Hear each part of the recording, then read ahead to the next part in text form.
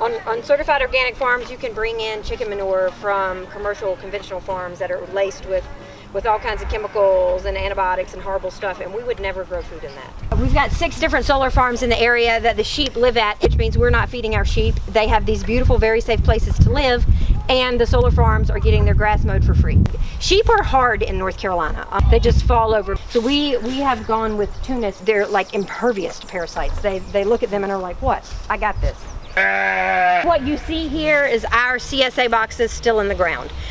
So we've got arugula, then braising greens and bok choy, all kinds of stuff. We do everything kind of successively. So like basically every 3 weeks, everything gets replanted. And so this will get, when this is done, the chickens that are at the top of the farm will get moved in here, and they clean up all the bugs and weed seeds and everything that's left behind. And then when the chickens are done, the pigs move in. Tomatoes are our, they're our money crop. They're like gold to us in the summertime. We grow heirloom varieties of vegetables that, it's seeds that people saved for a reason, because it grew a really sweet tomato or really, really spicy mustard greens, or, whatever. They're things that people saved. And so that's what we do. These are solar greenhouses, so there's no electricity or any power used in them at all. There's 2-ply plastic on them, and they act as a heat sink. And so you get at least 25-degree temperature protection from the greenhouse. And with the side, being able to roll the sides up and down, you can really, really control the temperature in there. Everything is perfect. It is the perfect growing environment. It's all about season extension. So we're getting, more and better growth on winter crops in there.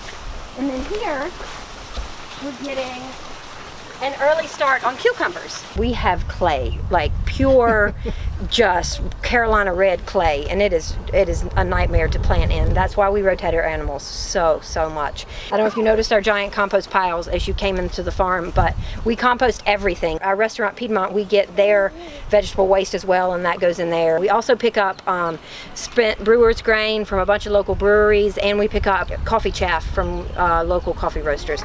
All that goes in the compost pile, and then everything goes in and gets amended. The dirt is it's what we work the hardest on. Like we care about our soil a lot, and we spend a lot of time taking care of it. For us, we couldn't do what we do without the animal integration. We would not have healthy gardens if we didn't have animals rotated through them. The chickens honestly contribute the most to the soil health. So the chickens don't stay. They're birds, they fly, they do whatever they want. Because chickens naturally want to roost. If you don't give a chicken somewhere to roost, they're going to be in your trees offering themselves to hawks. So if you give them a place that they can roost at night and be safe, then you're going to end up with more chickens long term. The chickens all have these woven wire fences. They're really just there to keep the animals safe, not to keep them in, because the chickens can come and go. The animals are these heritage breeds of animals.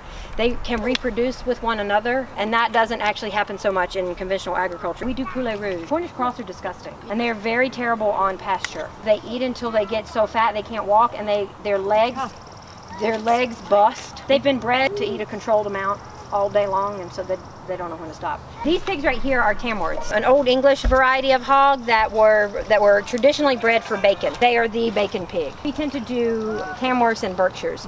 Berkshires have a really sweet, nutty flavor. They taste like pecans. So this is the only place you will ever see an animal in a cage at Coon Rock.